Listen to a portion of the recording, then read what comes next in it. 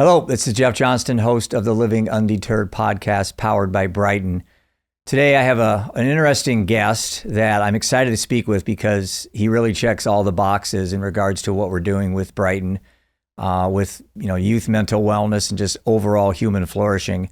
Today we have Dr. Ahmed Darwish with us today, not live in studio, but live on Zoom, and or Riverside, I guess I should say.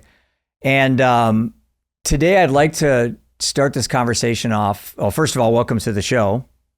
Thank you. It's great to be here. Thanks for having me. Yeah. I've enjoyed getting to know you the last couple of months. I can thank one of our young thrivers on the team, Ben Trotter, for kind of brokering that deal conversation. And we're excited to have you participate in helping us make the experience at Brightn more impactful for so many people. But I think what I'd like to do is just maybe start off with your background about maybe what got you into this space, and maybe we should define what this space is first, and maybe go back about what were the moments, what were the pain points in your life that you decided that this was somewhere that you wanted to spend your legacy time in right now. All right. Again, thank you for having me, and it's been a pleasure getting to know you and your team. I feel blessed that, I'm a big fan of the idea that, you attract the vibration that you put out.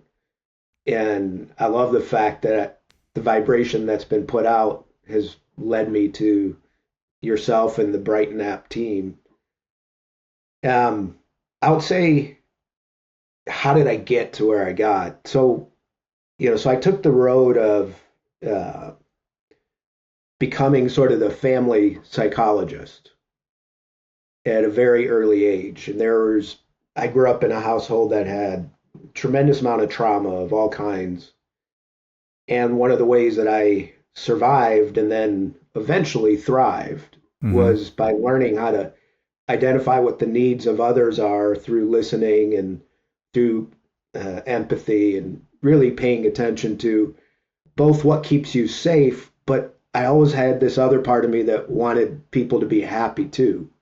So there was always an attempt to figure out how do I stay safe, but also how could I get somebody to feel good about themselves or about the moment, really. And as a kid, it's not, it's more just about that particular point in time. It's not, you're not thinking a year down the road, 5 years down the road, etc. Right. So I always had that background, but I would say I like to tell the story that I'm a big believer in pursuing our dreams. And oftentimes we lose our dreams as we get older. My first dream was actually, I think I have shared this before, was to become a professional baseball player. Okay. And that wasn't in the cards, but the next dream that I would say that I had was to do what I could to help make the world better. So naturally, those skills that I developed in that family construct, and when I talk about trauma leading to, family issues around substance abuse, suicide, alienation, all kinds of things of that nature. And it was always primary in my mind to, at some point, to figure out how to take whatever knowledge and information and expertise I could develop over the course of my life and then share it in a way that helps people exponentially. I'll stop there. Well, I was going to ask you, you mentioned something about childhood trauma because I know Dr. Gabor Mate talks a lot about a lot of addiction and substance abuse and stems from childhood trauma, almost all of it. And I've always wondered, when you have childhood trauma that resurfaces into your later years, what are some ways you can work through that and deal with that, as opposed to those that just turn to alcohol or turn to drugs or some other numbing coping mechanism? Obviously, those are very destructive. Those aren't ways to deal with childhood trauma. What in just a, short version here, how would you walk someone through dealing with childhood trauma? What are the first steps that you do when you have these? Because this seems to be a big issue today when you look at people that are struggling. When you peel back the layers, a lot of it stems back to, you mentioned abandonment, abuse, things like that. But if you are one of those people, how do you work through that? What are some beginning steps in your opinion? Well, I would say you have different categories. So one category is learning how to name and talk through whatever it is that you experienced. So, well, let's take two categories. So there is the child that deals with childhood trauma, and then your premise, which was when you're older, how do you deal with childhood trauma? And I think the thinking nowadays is you have different categories. So we have talk therapy. I think that's still invaluable in that when we learn how to name stuff, then you can develop a plan of how to relate to that thing that you name. Okay. Yep. A second category are those things that have to do with bilateral brain stimulation. So things like EMDR. There are certain treatments out there now that do a lot of that bilateral. And when we say bilateral, a lot of time bilateral stimulation, a lot of times people aren't sure what that means. Think of, if you're following a finger from side to side, you're crossing the plane from the right to the left, and from the left to the right hemisphere. And the thinking around that seems to be that it opens neural pathways when you're stimulating both sides. So that's another way, I think another burgeoning area that's developing acceptance is in plant medicine, like mushrooms and psychedelics. The caveat to that is you really want to be careful if people have a history of particularly bipolar disorder. Right. Or psychotic types of disorders in the family, then it could become activating rather than healing. Yeah, I mean, I would say those are the main ways. Yeah, the whole psychedelic space is really intriguing, really interesting. Especially, you just seen Texas approve Ibogaine initiative down there, and it was an overwhelming approval.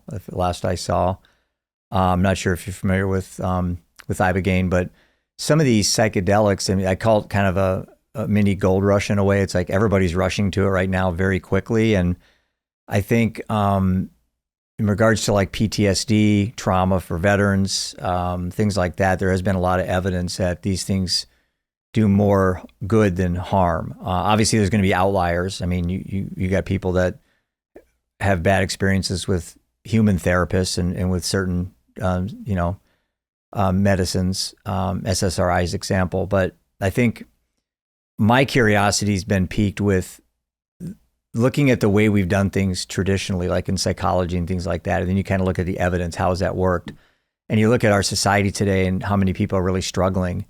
And instead of double downing on the things that clearly haven't been working as well, things like psychedelics are a new frontier for us to explore, to look at. It all comes down to giving people the choice on their own free will to autonomously learn ways to improve their life. And I think you mentioned quite a few things. I'm not overly familiar with the brainwave technology stuff that's out there, but I know enough to be a little knowledgeable on that topic. I've talked to quite a few people that are big proponents of that. But I think modern psychology versus maybe psychology you studied back in school, what are the biggest differences? Like, what do you see right now as the biggest frontiers? I already mentioned psychedelics, but are there other areas of this space that you think are really things we should be betting more on versus just handing out more labels and diagnosis and more meds? Because it seems like that system's a little bit broken, or a lot of it broken. Yeah, well, you're touching now on some of my biases in terms of kind of the direction we're going. Right. Part of what I think we're moving towards is recognizing that that the status quo in terms of medical and psychological and whatnot, has such limitations when it's embedded in a system that also is creating a lot of overwhelming distress for people. So I like to think of it as, you have the individual, and then you have the family that lays on top of the individual, right. And then you have the community, then you have the country, then you have the world. Yeah. And all these different things in the world that we're in today, I think one of the biggest things that we're experiencing now is this transformational transition that recognizes that we all have way more power than we give ourselves credit for. And the more that we can tailor to the individual what their needs are to heal what they have to heal, and not project onto them, as you mentioned, labels and whatnot. And one of the biggest driving forces is learning, when people learn how to live in alignment with their values and knowing what their values are, they then begin to self-observe whether they're living in a way that's going to exacerbate symptoms or whether it's going to alleviate symptoms. Mm-hmm. And when they can create their own story and imagine what that story is, they then can develop steps that can lead to the achievement of that story. I think, one of the biggest things that we're seeing now is the input of technology. Yeah. And technology, some people consider technology another form of creativity.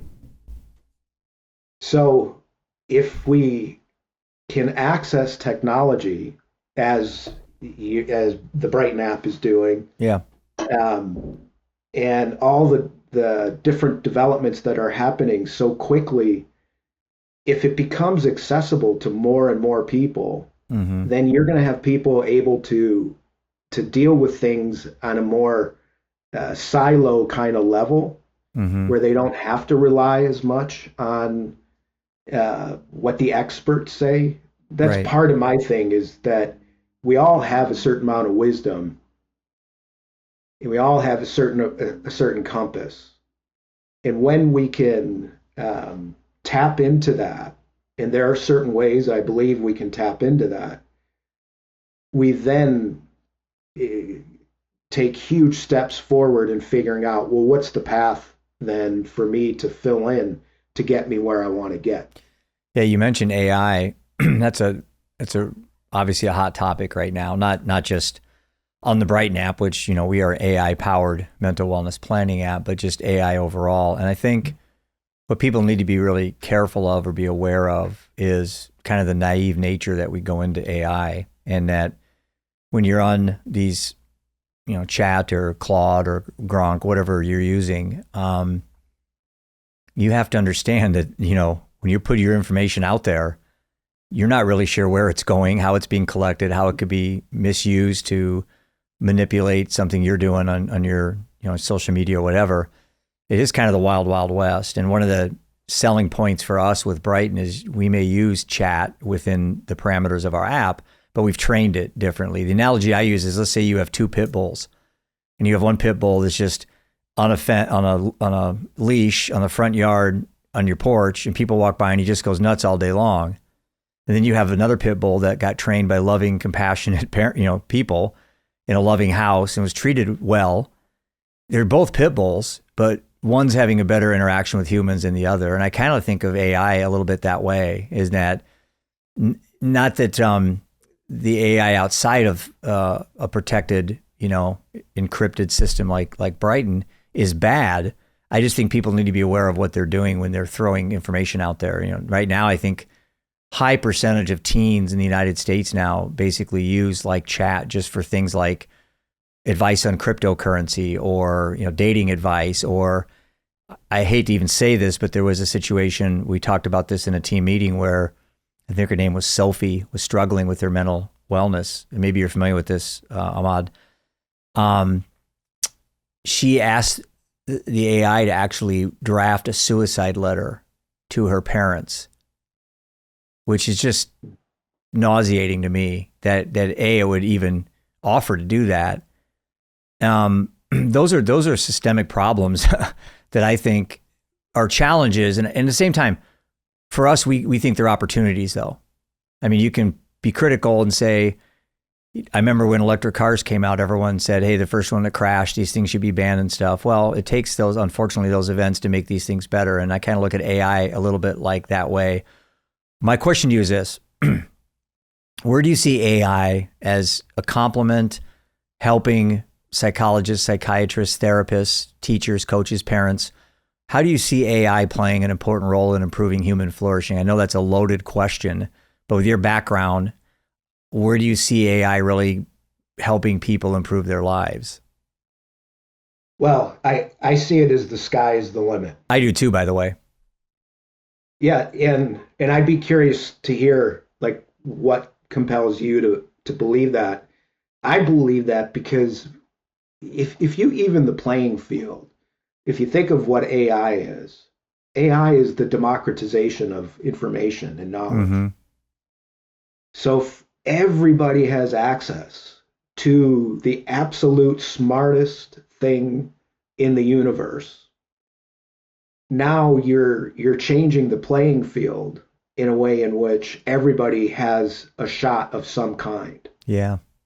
The problem, one of the areas of development still, however, is understanding, like with everything that we develop, how do we maintain the direction in a positive direction and not in a corrupted kind of system, or exploiting, or like the suicide letter, things like that we're still learning.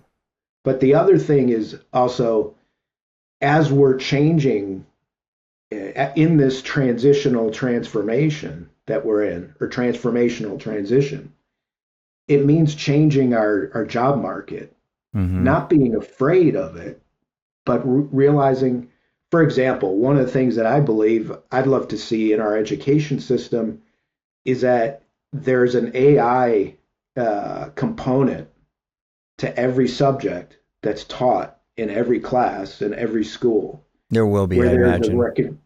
What's that? I said there will be, I imagine. Well, there has to be. Yeah. And then from that, the reason why I think this is relevant for mental health is because one of the things people are afraid of is, well, if I don't have, if AI has come in, and that means there are no jobs that are left. Well, I think we have changing jobs, and I'm a believer that our economy is going to look different. Yeah. Many, down the road. How about you? Why do you think the sky is the limit? Well, I compare AI to something like fire and the wheel. It's like, you're not going to fight and win against its coming. I mean, and it's coming so exponentially fast. I mean, where it used to be information took, a decade, then it was a couple of years, then it was a year. Now it's like we're progressing so fast that it's I'm not going to say it's reaching singularity, but it's reaching a point where my biggest concerns are if the AI can be taught to be manipulative, or taught to, and there's already incidences of what's called hallucination with an AI, and my co-founders talked about this a lot. But again, I look at these things as less problems and more opportunities. Whenever there's something like that out there, it just means that we have to do a better job figuring out how to fight against it. But I think, for me at 59 years old, I use AI all day long, and it's been very valuable for me to get projects done quicker, get them done with a lot more confidence. So I'm putting together a deck or something for an investor, I feel better about it than I did, 2 or 3 years ago before this was really prevalent. And the thing is kids are using it. That's the thing. I mean, they're using it whether they're at school or not school. And so I think, especially with mental health, I think mental wellness, and we're seeing it right now. I don't know if, I won't mention the company, but there was I think Reddit's co-founder just invested a large amount of money in an AI journaling and mood tracking startup. It's very similar to Brightn, almost identical. And I think that bodes really well when you start seeing capital come into this space. That's telling me that the investors that are looking to get high returns on their money are putting it in the places where they think the best bets are for long term. But it also shows that there's a huge demand right now. And I know last week I spoke in front of a group, and within 10 minutes of me being done, I've got numerous emails that came in that reference some individual family losses, like a suicide of a sister and an overdose of a dad, just in a random sample of like 25 people on a Zoom presentation.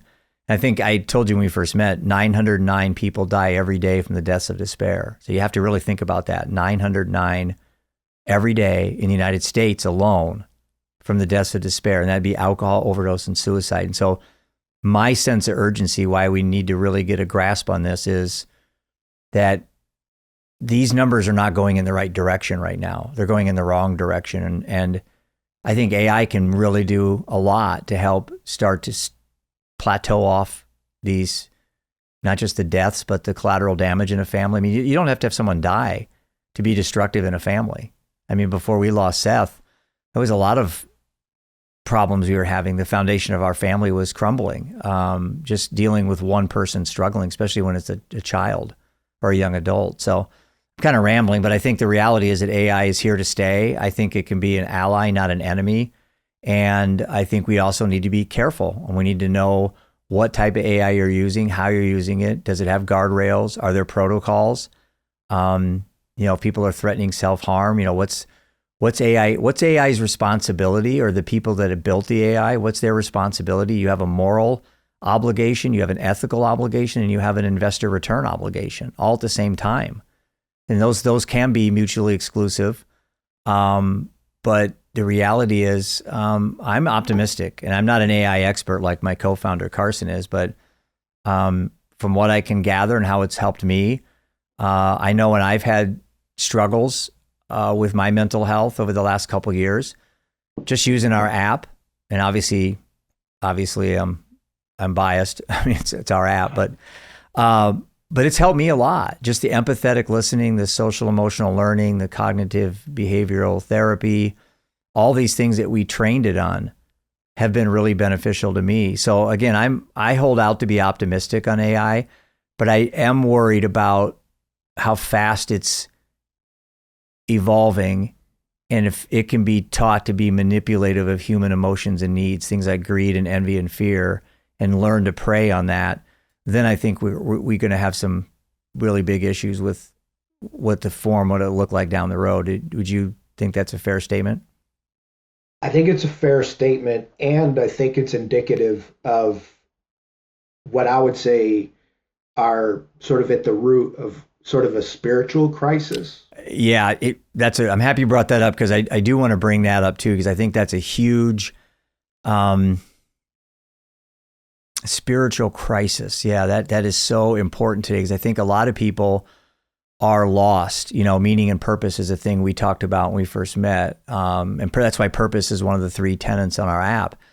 And then how do you fill that void, in your opinion, when you have a spiritual gap, whether you are challenging to God that you believed in your whole life, and now say your child dies of an overdose, and now you're like questioning, why would a God like to do that to me? Or if you've been an atheist your whole life and you're like, I want something to believe in. I don't like not believing in anything.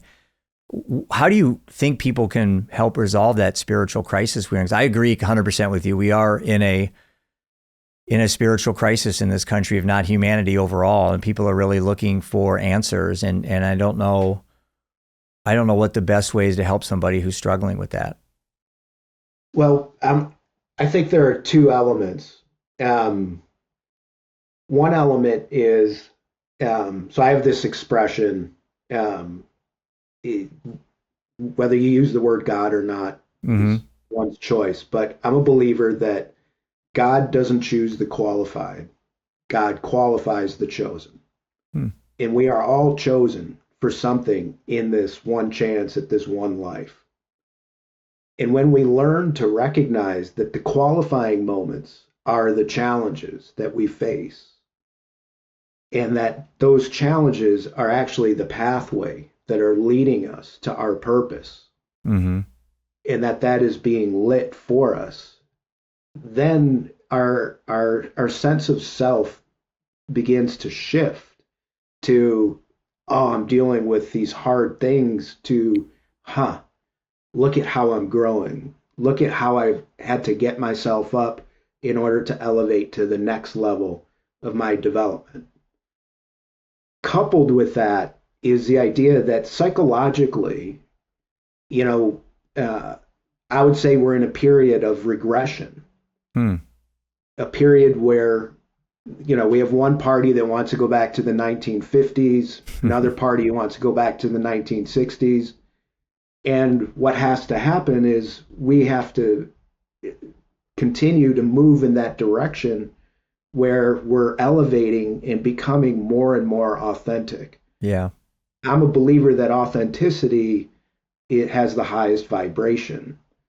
So psychologically, regression is a psychological defense. So what do defenses defend against? The technical term for defenses are ego defenses. Yes. And they're defending the ego from real or perceived threat. So part of what I see in society today is that there's a lot of fear about what's out there for me. And how adequate am I in this world that we live in? So instead of jumping forward, typically, whenever as a species, you look at kids, when they move from one developmental stage to another, typically there's a regression before a launch to the next developmental stage. I believe that's what we're in right now. That's actually what gives me a tremendous amount of hope, is that we're in this regression before the launch, and the launch is into a world where we are sharing our individuality and becoming one, as opposed to being individualistic and consuming and hoarding as much as we possibly can. It reminds me of a term I came across when I was writing my book called post-traumatic growth instead of post-traumatic, stress disorder. Post-traumatic growth was this ability to grow from a traumatic event that in the past would hold you back, like you had to regress, like you were referring to. So your whole life you have traumatic events happening and you regress, and then all of a sudden a traumatic event happens and now you grow tremendously out of it. And I think there are many examples in my life. I know when I've had difficult challenges, and I'm sure in your life as well. Anybody watching and listening to this probably is in the same boat, that even in the worst moments you possibly can have, there is an element of growth. I mean, there has to be, or you wouldn't be here. And so if you can hang hope into that and say, hey, I've survived 100% of the worst moments in my life. I've survived this, and this. What makes you think you can't survive the next? And that's that resilient mindset that even the Stoics talked about. Marcus Aurelius and Seneca and Epictetus mentioned a lot of times about that. And that's one of the reasons why living undeterred was a term that I came up with, just to try to show people that, through my personal misfortunes, I'm not going to say tragedies, because both of my son and my wife's deaths were things that were very preventable and predictable at the same time, that there's lessons in all that, watching somebody else struggle, watching somebody else, very successful people fail, and all of a sudden they come out of the ashes and they do something heroic. I mean, we all love those stories. I mean, who doesn't love the Rocky story? That's why Rocky resonated so much in America, is that it was not get knocked down 7 times, stand up 8. Yeah, that's a quote I heard a lot. Yeah, and it's like, there's so much truth to that, but when you're in the middle of it, it's hard to see that. It's very hard to see that when you're in the depths of despair and you have no hope and you're struggling, and maybe you're drinking to cover that, or you're taking too many pills and you're not able to actually sit in your stuff and work through it. I want to segue a little bit as we end here and talk a little bit about something that you are very proud of, and that's the Living Organism Project. Maybe just talk a little bit about that and what it is, and where you see that fitting in today in society. Sure. Thank you for giving me the opportunity to talk about it. I love to talk about it. Yeah. So the premise of the organization was it stems out of the idea that if one person, one place on earth, one moment in time can make a choice that leads to the spread of a virus that impacts literally everyone around the globe, then why can't one person, one place on earth, one moment in time make choices that lead to the spread of hope and possibility around the globe? Yeah. So the whole focus in a lot of it sprang out of, I would say, two things. One, out of a book that I'm close to finishing, projected publication is this spring. It's called Ego Nation, Reclaiming Wholeness in a Fragmented World. And the concepts and the ideas are rooted in naming what we're seeing in the world and then developing strategies that help heal the bridge in the divide, or help heal the divide by building bridges. Now, the Living Organism Project is rooted in the idea of three things, really. Decentralizing healing, which I would define as empowering people through, so we have a coaching method that helps people develop a framework for understanding what causes misalignment from their values in their life, which then has them spinning and in despair and whatnot. A second concept is be the change. And then the third concept has to do with the yeah, but. Yeah, it would be great to have a better world, but it'll never happen. So it's to address that cynicism. When I started the organization, people would ask, so what do you do? And I started using the job title of inspirer of others to be inspired. I like that. And the reason for that is the idea that we defer and hand over so much of our power. And power is the kind of thing that somebody else can't have over you unless you hand it over to them. So the more that we embrace the power that we each have and live in alignment with our highest self, the more likely we are to become our greatest, best selves, which I would define as one who's the most authentic and aligned with their values and truths. So how does one know that they're aligned with their best authentic self? I mean, what would let you know that you are aligned? It would start with first knowing what your personal truths and values are. So one thing I like to say is I highly doubt that most people would say hate is a value of theirs. Right. So let's say one of my primary values is love.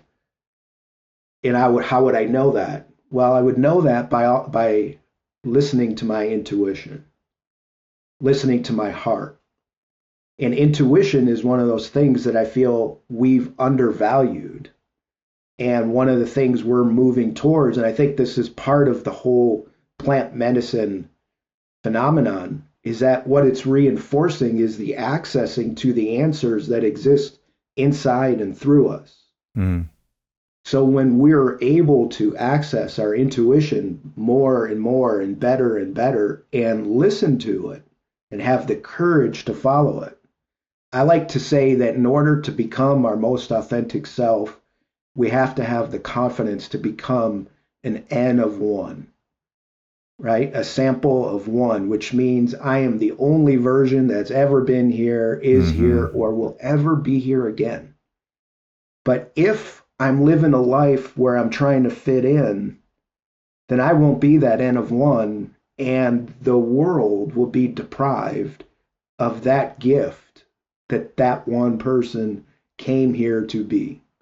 And there's the big challenge. You've just hit the nail on the head. And we've talked about this with some other guests, is this inability, it seems like today, with the way social media is construed with the algorithms and how it's so easy to get captured in thought with how other people are doing relative to you, whether it's other people your age that have done a little bit better professionally, but you don't know anything about their marriage, you don't know anything about their personal life, but you see all the trips they're taking and you see all the posts they're making. And I think I didn't grow up in that world. When I grew up, I mean, it was the newspaper and radio and like 3 channels on TV. So I didn't know what was going on the block across the street from where I lived, let alone my own neighborhood. Well, now with TikTok and Snapchat and Instagram, you know what everyone's doing and almost everything's good, you know, or it's the opposite, or you just see constant people suffering and sorrow and dread, but you don't see the honest, you know, non-linear path of the human experience, you know, that it goes up and down, you know. And I think that's compounding some of the problems I see in society with our inability to just get out of the way of ourselves and be like you said. I like the one of one idea. Like, you know, you're one of one. I don't want to compare myself to somebody else because they're not me. They didn't have the same experiences I had. Maybe they weren't born in they're born in a country where it's war torn or it's, you know, impoverished situation, or someone else was just born luckier. I call that the birth lottery. And that's why it's difficult, I think, in today where the dynamic is where you kind of know that, but you're not reinforced it through what's sent to you on the social media algorithms. It's actually the other way around. It makes you feel worse, imposter syndrome and gaslighting, those type of things. So as we keep growing with technology, we're going to be having lots of challenges on how us humans can be advancing in our happiness and our human flourishing, because it seems counter to what's really being presented to us. We're almost like being told to not be looking for things that are going good in our life because everything sent to us is, you know, negative or destructive.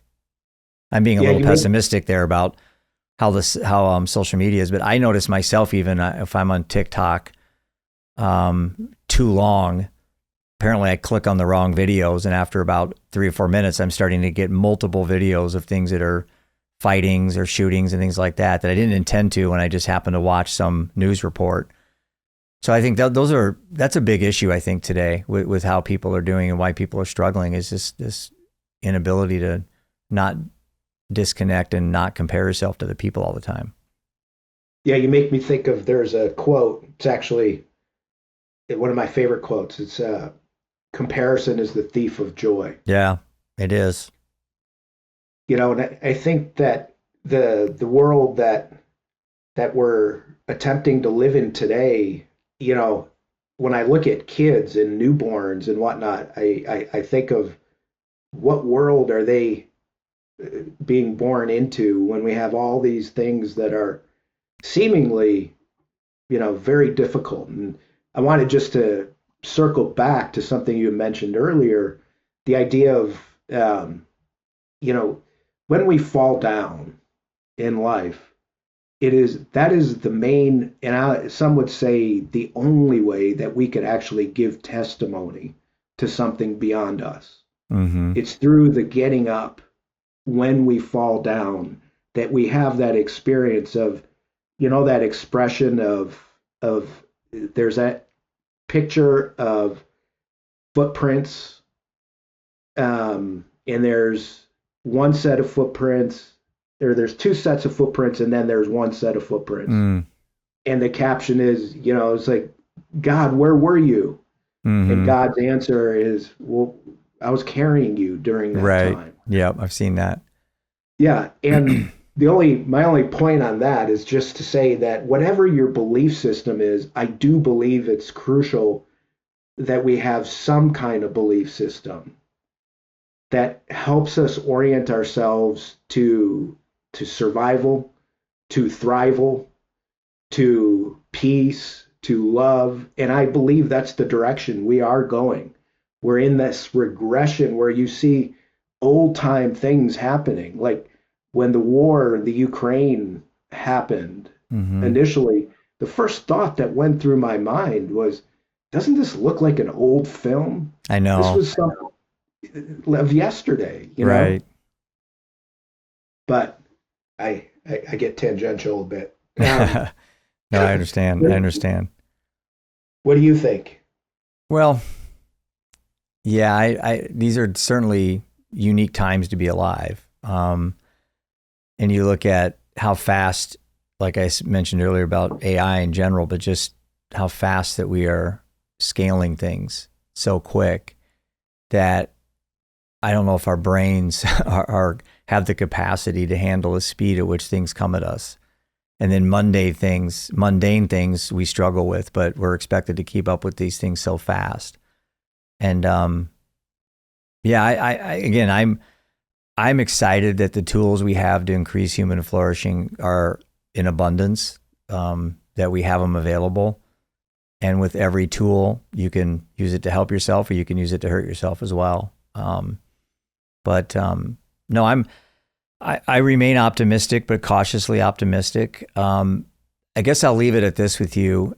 In regards to your line of work and where your passions lie, what would you say to someone right now that is struggling, that is having a hard time getting up in the morning, that is telling themselves a story that majority of the times will not happen? It's a false narrative they tell themselves. What are some ways that you would help that person? And sometimes it's just make it to tomorrow. Sometimes it's that mindset. Sometimes it's make it to the end of the year. But what are a few takeaways or nuggets of wisdom you could dispel on somebody listening to this that's really struggling right now?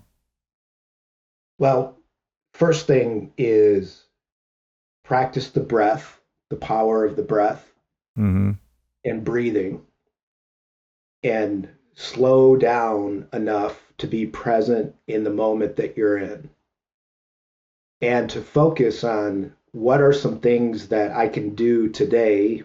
Now, of course, there's that category of people when they feel like I can't get myself to do anything, but there's a whole different answer I would give for that. But generally speaking, I would say embrace the power of the present through the power of the breath, through the power of connecting to your body, and through recognizing the power of manifesting a better world, first for yourself and then a larger world. And we manifest through first imagining, well, what is that world you want to live in? So today, if you can pause, breathe, reflect, connect with yourself, and write one thing down that you feel gives you some pleasure, some joy, some hope, a sense of possibility. And then tomorrow, let's do the same thing. No, I love that. I think there's a repetitive nature here that helps with your resiliency. I think the study says that it takes 66 days for a behavior to become a habit. So if you're looking at changing your mindset, it's not going to be just one breathwork exercise or one meditation, experience. It's going to be continuously 66 days of putting the work in, most people didn't get to the point in their life where they are unhappy overnight. It happened over time. And so to get happy is going to take, not overnight, it's going to take time. But I think we have a false set of expectations today with everything being so fast and quick, and people just want to pop a pill and be happy. And really I have to even ask if happiness is even the goal, because it's such a fleeting short-term emotion. I mean, you can be happy just taking cocaine, so it's like, I don't know if happiness is the goal. I think sometimes we ask the wrong questions. I think it's more of, as I think you've alluded to, about where do I find peace and joy in my life? And I was reading a book this morning by Eckhart Tolle. It's called Stillness Speaks. And there's a part in there, and I'm going to mess this up, but I think you understand my point, where he talks about living in the now, like you mentioned the present. And he said the narrative of being told that you have a past, present, and future is an illusion. It's illusionary or illusory or whatever that term is. And the way he presented it was this. He says, to go back into the past, you have to do it from the perspective of the now, because you can't actually go back in time. You have to do it now in your mind. And when you go forwards and you project, you have to do that from the perspective of the now, because you aren't in the future yet. So the only thing you really only have is right now. And that really hit me. I'm like, wow, that is true, because I replay my life I had when I was happily married and had all my boys and everything was good. And I go back in time and I kind of replay that. And sometimes I get sad, and sometimes I'm grateful for other people when I see announcements of kids graduating college and getting married and having kids. And I'm thinking that I go back in time. But again, and then I think about the future, about worry about things that may not play out the way I want them to, and things I'm doing in my life that, I'm not anyway. But I'm like, there's a lot of truth to that simple little wisdom there that Eckhart Tolle mentioned in his book, that I think if people could just learn to be a lot more present, and again, it's not just sitting there and breathing. I know what you mean, but I think people listening they probably think it's that simple, but it's not. It's just more of just being really connected to the earth, to the wind and the breeze and what you smell and what you see, and then just really soaking that in, because that's really all you have at the end of the day, Yeah, actually, on that, I want to just throw this in. So Eckhart Tolle has this great, it's actually an audio of a lecture. It's called Finding Your Life's Purpose. I'll have to listen to it. And there are two parts in there. So he defines life's purpose in two ways. One, there's a primary, and two, a secondary. And the secondary purpose is what we often think about. It's more timeline focused. It's more what you're doing. But our primary purpose is to be present. Mm-hmm. And he has this great anecdote. And the anecdote goes like this. I'm thirsty. I have a glass of water. As I'm approaching the sink with my glass, I'm anticipating the water going in my glass. As the water is going in my glass, I'm anticipating it moving to my lips. Right. As it's moving to my lips, I'm anticipating it going down my throat. Right. When it's going down my throat, I'm anticipating moving the glass back for more. Right. And his whole point is no one moment is inherently more valuable than any other. Mm-hmm. Each one is a fundamental part of the experience of getting and having a glass of water. Right. That's the level of presence that I believe he speaks of. It's where you're in the moment that you're in, whatever it is you're doing. Mm-hmm. And I think the last thought I would leave you with is I like to call the process of becoming our best learning how to kind of follow the Karate Kid phenomenon, where you build your life in a way where the activities that you do and how you do it reinforce how you want to be in the world. Yep. So the Karate Kid was learning that in order to fight well. Well, we can learn that in order to live well, to live our best lives. Mm-hmm. No, it's great. Good way to put a bow tie on this conversation today. So again, how do people reach out to you? Obviously, we'll have a lot of information on when this does go live, but what's the easiest way for people to reach out to you if they have more information on what you're doing or even your book that you have coming out? The easiest way, you can check out our website, which is thelivingorganismproject.org, or you could reach out to me at email, and that's the.living.organism.project@gmail.com. I made it extra short to help people out. Well, listen, I enjoyed seeing you again, speaking with you, and good luck with everything. And I'm excited to do some work with you down the road here. So thanks for your time. Absolutely. Thank you, Jeff.